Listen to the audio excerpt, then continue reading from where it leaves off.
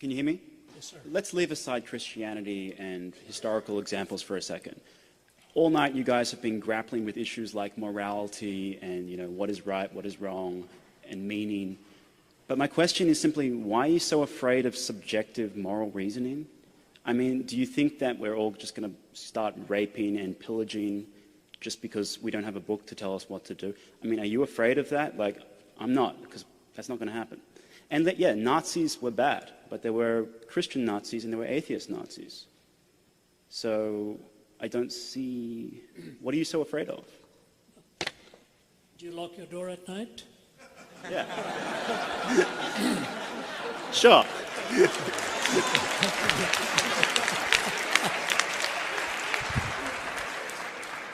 I hear what you're saying. Sounds very cavalier, though. My goodness. If we weren't afraid of all of this, we would not be in a national debt.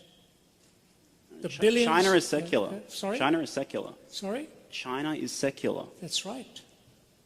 What does that mean? I mean, they're not raping and pillaging, and neither are we. Oh my, oh my, oh my, oh my. Oh my. Have you read what happened during the Red Guards Rebellion? Have you read what happened during the Boxer Rebellion? Do you know who has killed more people in the 20th century than China and Russia? 60 million apiece? Wow.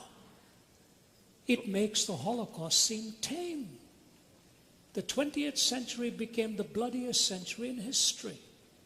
And the reason it became the bloodiest century in history, I can see, is you could just see the weapons of our warfare were piling up and there was no guiding principle to take us anywhere. Now, in a perfect world, yes, we don't need to be afraid. Have you seen what happens in our courts of law, where people supposedly love each other and all that comes about in hate and vitriol and damage? I don't think the question is fairly stated as what are you afraid of. I'm just saying it is basically unlivable. I didn't conclude that. An atheist like Jean-Paul Sartre concluded it. We killed more people in the 20th century than the previous 19 put together. And your question is, what are we afraid of? The fact of the matter is, if morality is purely subjective, then you have absolutely nothing from stopping anybody for being a subjective moralist to choose to just zing one through your forehead and say, that's my answer. How do you stop that? Obviously, you don't believe that's the way it should be. No, neither do I. So it's not a case of what am I afraid of. It's a case of the fact that if you're willing to say to me that moral reasoning can be purely subjective, I just say to you, look out, you ain't seen nothing yet if everybody believed what you did. Do you know, funny, interesting, when I was in the Soviet Union, former Soviet Union, Stalin eliminated 15 million of his own people. 15 million of his own people. And at the Center for Geopolitical Strategy, they didn't want to even name his name and so on.